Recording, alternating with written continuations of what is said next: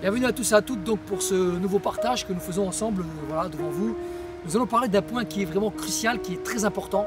Vous savez, aujourd'hui, il y a beaucoup de choses qui circulent actuellement dans les masses. Hein. Donc on voit à travers l'internet des personnes qui ont, ils ont avancé des dates, etc. sur l'enlèvement, malheureusement. Donc aujourd'hui, nous allons nous adresser aussi aux personnes qui n'ont pas forcément reçu le Seigneur et qui regarderaient ce message. Alors vraiment, premièrement, déjà, nous, on vous invite vraiment à venir au Christ et à l'accepter dans votre cœur et dans votre vie. À changer d'attitude, à vous repentir. Voilà, à croire au Seigneur, parce que c'est lui qui a donné sa vie. Christ a donné sa vie pour vos péchés. Voilà, il est mort, crucifié, et il a ressuscité. Il est vivant. Et il va revenir pour aussi enlever ceux qui auront cru à sa parole et qui auront obéi. Voilà. Mais la Bible dit bien que nous ne savons pas le jour et l'heure. Cependant, le récit de 2 Rois chapitre 2 verset 11, comme je l'ai dit là dernièrement, Élie s'est fait enlever dans des chars de feu. Et c'est quelque chose de pertinent et de magnifique à la fois. Et voilà, donc le frère ici présent aussi a vécu des choses qu'il a vues de ses yeux et qu'il a filmées. Bon, on ne va pas dire que c'est forcément des chars de Dieu, mais c'est assez attrayant à savoir qu'il y a des signes dans le ciel. Et les signes dans le ciel sont aussi des signes que le Seigneur nous a dit de prêter attention pour voir les signes des temps. Donc, voilà, aujourd'hui nous allons parler d'un sujet donc, par rapport au frère qui va nous partager, donc 1 Thessaloniciens, au sujet de l'enlèvement du Seigneur. Bien entendu, des signes au préalable vont devoir arriver avant cet enlèvement. Alors, donc, le fils de perdition, beaucoup de choses qui doivent déjà arriver pour pouvoir donc être dans cet état-là que va parler le frère. Donc, nous t'écoutons, frère. Je lis la parole du Seigneur à partir du verset 15. Thessaloniciens 4 à partir du verset 15. Voici, en effet, ce que nous vous déclarons d'après la parole du Seigneur, nous la vivons, reste pour l'avènement du Seigneur. Nous ne devancerons pas ceux qui sont morts, car le Seigneur lui-même a un signal donné à la voix d'un archange et au son de la trompette de Dieu descendra du ciel. Et les morts en Christ ressusciteront premièrement. Ensuite, nous les vivants qui serons restés, nous serons tous ensemble enlevés avec eux sur des nuées à la rencontre du Seigneur dans les airs. Et ainsi, nous serons toujours avec le Seigneur. Consolez-vous donc les uns les autres par ces paroles. Amen. Amen. Donc, le son, le signal qu'il va avoir, l'ange va mettre le signal. Et là, l'enlèvement va avoir lieu. Mais c'est une question de temps. Tout est une question de temps. Donc, vous qui écoutez ce message, nous vous appelons, c'est un appel pour vous, un SOS, un appel pour vous dire préparez-vous, préparez-vous, vous qui péchez malheureusement comme tout le monde, hein, vous qui avez transgressé la loi de Dieu, vous qui êtes séparés de Dieu, peut-être vous ne voulez pas le reconnaître ou vous ne pouvez pas l'accepter parce que vous avez souffert dans votre vie, vous avez eu des souffrances, hein, on vous a rejeté. Dieu aujourd'hui vient vous dire qu'il vous aime, Dieu veut vous racheter, Dieu veut vous enlever avec lui pour l'éternité, il veut vous sauver. Voilà, donc vraiment, qu'est-ce que tu auras à dire à propos de ce passage, mon frère? Oui. Par rapport à ce passage-là, je veux inciter tous ceux qui nous écoutent à vraiment donner leur vie au Seigneur. Car il est écrit dans la parole qu'on ne sait pas le jour ni l'heure. Voilà. Donc la mort va venir comme un voleur. Donc il est vraiment très important et primordial, dès à présent, de chercher à rechercher le véritable. Et celui-là qui est Jésus-Christ. Et c'est par lui et par lui seul qu'on est sauvé. Parce que c'est lui seul là, et c'est par son sang qu'on est sauvé. Il est le Fils de Dieu. Et c'est par son sang que nous atteignons la vie éternelle. Voilà. Ce que je veux ajouter, voilà. Dans la vie de chacun de nous, nous avons eu pas mal de témoignages. Et moi, je peux dire que j'ai un témoignage vivant de la puissance du Seigneur. Car je marche avec la puissance de Dieu. Et il m'est arrivé de me retrouver tout seul. C'est un petit témoignage que je veux donner. De la part d'être tout seul, je veux dire, sans père et mère tout près de moi. Et je suis tombé malade plusieurs fois. Et par la croyance, par la foi que j'ai mis en la parole de Jésus-Christ, j'ai été plusieurs fois sauvé de la maladie, guéri de la maladie. Des maladies, des épidémies même qui ont ravagé pas mal qui ont fait des ravages. Il y a une maladie en Afrique qu'on appelle la ceinture. Ouais, c'est une maladie. Par exemple, une fois que ça te prend la tête, que ça fait le tour de la tête, tu es mort. Il m'est arrivé d'avoir ce mal-là au cou. Donc si la plaie, ça revenait jusqu'à là, faisait le tour de mon cou, là j'étais mort. Mais par la foi que j'ai mis au Seigneur Jésus-Christ, par la foi que j'ai mis, donc je disais par la foi, par cette confiance que j'ai mis au Seigneur Jésus-Christ, j'ai été délivré de tout ce qui était maladie. Quand j'étais enfant, j'étais tout le temps malade. Mais quand j'ai reconnu le Seigneur Jésus-Christ comme mon sauveur personnel, la maladie n'a plus de victoire sur moi. C'est moi qui ai eu la victoire sur la maladie. Et c'est ainsi que je pouvais, par ma croyance, imposer les mains aux malades et les malades ont été guéris. Et j'ai même imposé les mains à une dame qui était dans la sorcellerie. Et cette dame a été guérie. Voilà. Et donc, il y a tellement de témoignages à annoncer. Voilà, donc je laisse la place à mes confrères qui sont là. Voilà, donc, j'aimerais apporter quelque chose par rapport à ça, par rapport à cet enlèvement, à ce qui est dit. Quelque chose de très bref à vous qui nous écoutez en fait, par rapport à ce message, à ce passage que nous venons de lire dans 1 Thessaloniciens chapitre 4, versets 15 à 17. Vous voyez donc dans ce passage qu'il existe une résurrection, il existe une vie après la mort. Il existe en fait deux résurrections. La Bible enseigne qu'il y a la résurrection des justes et la résurrection des injustes. Les injustes vont être ressuscités afin de passer en jugement devant Dieu. Ensuite, ils seront jetés dans les temps de feu parce qu'ils n'auront rien pour justifier toutes leurs iniquités. Par contre, aujourd'hui, on vous invite à choisir la résurrection des justes parce que les justes vont ressusciter afin d'être unis avec leur Sauveur, avec Jésus-Christ pour l'éternité. Donc, repentez-vous de vos péchés et recevez Jésus-Christ comme étant votre Sauveur parce qu'il est mort à la croix à cause de vos péchés. Il est mort à la croix à cause de tes péchés, toi qui nous écoutes. Alors, choisis de venir à lui, de te repentir, d'arrêter tes œuvres mauvaises et de marcher selon la parole de Dieu afin que tu aies part à cette première résurrection et que tu sois appelé un enfant de Dieu, que tu sois appelé saint et que tu hérites de la vie éternelle par l'œuvre de Jésus-Christ.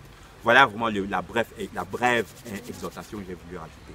Amen. Ouais, j'ai quelque chose par rapport à ça, frère. Ouais, comme viennent de citer les frères ici présents, le temps est court, donc si vous regardez déjà cette vidéo, c'est sûrement que vous êtes en recherche. Si vous n'êtes pas encore converti, comme on a dit, les temps sont courts. Si vous voulez accéder au royaume de Dieu, il ne tient qu'à vous de connaître Jésus-Christ, de l'accepter comme votre Seigneur et Sauveur, de le confesser oralement, de rejoindre une assemblée où on vous enseignera toutes ces choses. Et là, je m'adresse aussi aux frères qui sont là, qui peut-être ont mis ça de côté ou qui se sont laissés entraîner dans un esprit de religiosité. Jésus ne parle pas d'une religion, mais il est venu nous annoncer un royaume. Et si on veut entrer dans ce royaume, il faut vraiment qu'on le cherche tous les jours, qu'on médite sa parole, qu'on cherche vraiment à savoir ce qu'il attend de nous, apporter sa parole aux gens qui ne le connaissent pas et marcher dans l'intégrité, dans la sainteté, si on veut faire partie de l'enlèvement et être du côté des justes. Prenez garde à la parabole des vierges et sur ça je vous laisse mes frères et les personnes qui me connaissent. En tout cas, peut-être quelque chose d'important encore, un dernier éclaircissement. Moi je veux juste dire qu'il faut vraiment ouvrir son cœur, il faut laisser tomber tous les idéaux qui sont liés. Tout à fait. La télévision, on nous montre plein de bêtises, la science, il faut oublier toutes ces choses, quoi. Il n'y a que les paroles de la Bible qui sont valables. Et à travers les paroles de la Bible, vous verrez que même ça rejoint la science. Voilà. Amen. Donc si vous cherchez, vous allez trouver. Le Seigneur nous dit cherchez, vous trouverez. Frappez, on vous ouvrira. Car quiconque cherche trouve et on ouvre à celui qui frappe. Donc si vous cherchez, vous allez trouver la vérité. Et en Christ, elle est révélée pour vous aujourd'hui, le salut, la délivrance, la résurrection, comme vient de dire le frère, comme nous venons de dire. Et aujourd'hui, nous vous invitons plus que jamais à venir au Messie Jésus-Christ, qui a donné sa vie, Yoshua, qui a donné sa vie pour vous à la croix. Il a ressuscité des morts et il est vivant et va revenir. Voilà, pour prendre son épouse, son église, donc tous les croyants qui croiront en lui. Et non, ce n'est pas une religion qui va le faire, ce n'est pas les évêques, les papes, tout ça. Hein. C'est le Tout-Puissant qui va enlever l'église. Voilà, en tout cas ceux qui croient sur terre. Voilà, vraiment.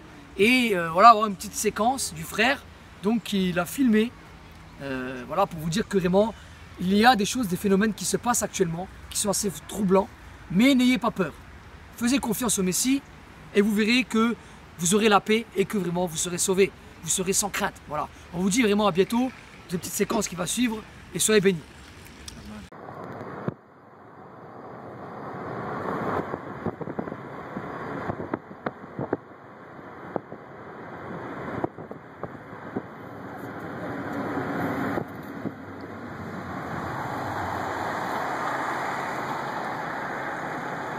Ça bouge.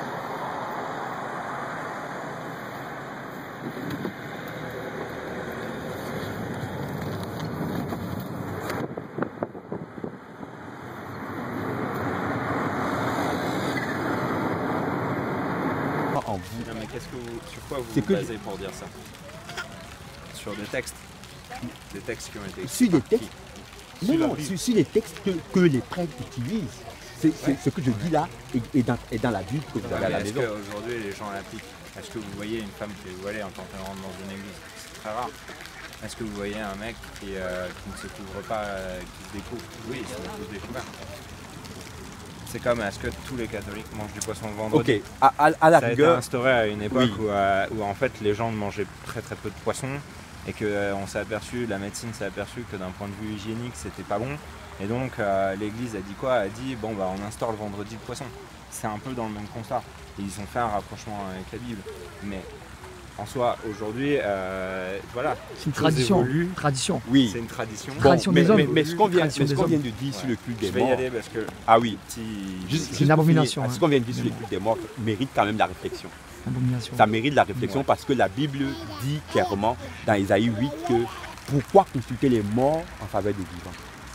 L'homme ne devrait-il pas consulter son créateur, celui qui l'a fait? Amen. Hein, ça, hein. Et donc, en Oui. plus du fait que Christ est le seul médiateur, Jésus-Christ est vraiment le seul médiateur, c'est écrit dans le livre d'Hébreux. C'est seulement par lui seul qu'on C'est est sauvé. voilà, c'est par lui, c'est le Pas seul une nom autre- qui est pas une autre donné personne. afin qu'on soit sauvé. Or, ce qu'on voit, c'est sur le chapelet, qui déjà n'est pas un instrument biblique.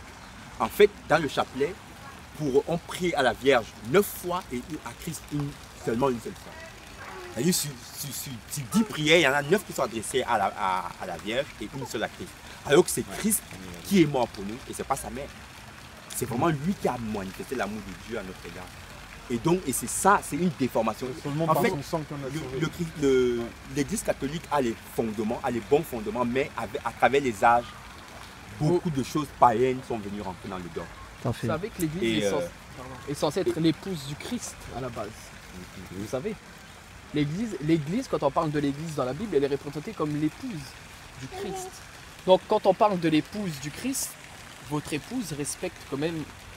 Quand on parle de l'épouse du Christ, elle doit donc respecter sa parole qui est dite dans la Bible. Non?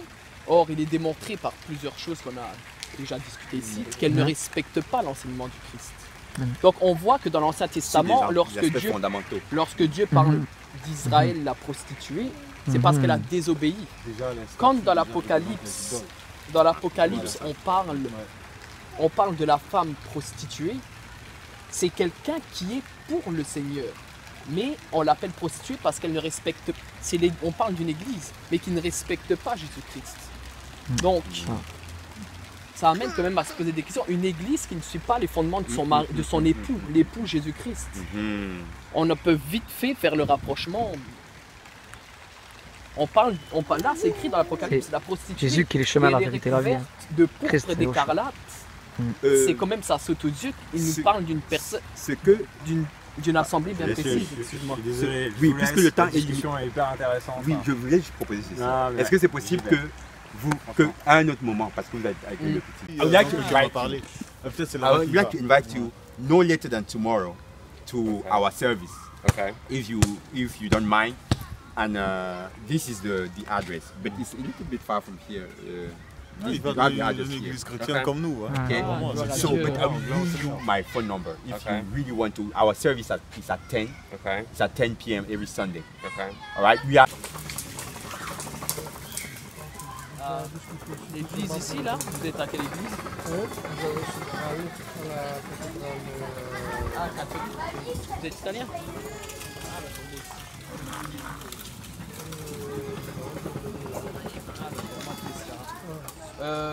Néanmoins, est-ce que vous avez déjà vu la Bible? Vous lisez la Bible? Oui, mais vraiment, j'ai besoin de l'accès du couple. Je suis avec une amie, on est en train de discuter. Toi, pour les hommes, pour les autres. C'est le seul homme qui a vécu sans péché, ensuite qui a donné sa vie pour toi et pour moi. Tu comprends? Donc tu n'as pas besoin d'avoir peur. Pourquoi tu veux faire ça seul? Voilà. Donc, laisse que le frère te guide dans la prière. Il suffit de le confesser Tu sur dois de ta juste te bouche. confesser. Tout ce que tu as Voilà. fait, c'est reconnaître que tu es pécheresse et que tu ne peux rien faire pour régler le problème de tes péchés, pour te réconcilier toi seul avec Dieu. Mais que c'est Christ qui a fait ça pour toi. Il est mort, il a pris tes péchés sur lui et il est mort. Et alors, tes péchés ont déjà été sanctionnés. Maintenant, tu peux te réconcilier avec Dieu. Tu comprends? Donc, c'est très très simple. Donc, moi D'accord. je t'invite, si tu veux, maintenant qu'on puisse prier ensemble, Voilà. juste répéter les paroles avec moi, Mhm. si tu veux bien. Pour faire ce qu'on vient de dire. C'est pas grave. En tout cas, tu as reçu l'évangile. Tu as reçu l'évangile. Et voilà, vraiment, lis l'évangile. Sache que Christ, il ne te condamne pas. Il t'aime. Il veut ton salut, il veut ta grâce. Est-ce Mais il que, te demande est-ce que de tu te crois au repentir. Seigneur Jésus? Tu crois qu'il est ressuscité des morts et qu'il a été crucifié pour nous donner la vie? Donc nous maintenant, on est là, on ne te demande pas de réciter un autre truc. Il y a là ces 3 lignes, 4. On répète tous ensemble ces 4 lignes-là, sauf que après je reconnais, tu mets ton prénom. Et qu'avec Alléluia. cette petite prière, Amen. cette petite prière, tu récris le lien qui a été rempli. On lit juste ces quelques lignes-là. C'est rien, c'est pas un long texte, on va pas te faire du bourrage de crâne, te demander quoi que ce soit. Ouais, oui. Si tu crois que le Seigneur t'a sauvé, tu peux répéter ça, juste ça, qui va recréer ce lien qui a été cassé. C'est la base, c'est le premier pas si tu crois en lui. Si tu crois La en lui, tu vas lui repentance. prouver La repentance. en récitant cette petite prière. C'est rien de plus compliqué. Si tu crois en lui, tu ne peux Alléluia. pas répéter cette prière. Ça voudrait dire que tu crois pas dans ton cœur qu'il est vivant et qu'il est ressuscité. Maintenant, on est là, c'est que Dieu t'appelle, c'est qu'il a un plan pour toi, c'est qu'il veut te ramener à lui. Donc, tu lis ces quelques phrases avec ton prénom après je reconnais, et la prière est finie. On est là, tu peux. T'inquiète, tu y a ne pas de souci, gênes hein. pas, nous, on l'a tous Pas de fait, problème, on hein. est tous chrétiens. On te juge pas, hein. T'inquiète, y a pas de. Tu veux peut-être, je sais pas, être à 2. Juste avec une personne. Ok, non, elle veut faire toute seule. Toute Donc, c'est seule. pas grave. Un résumé en quelque chose.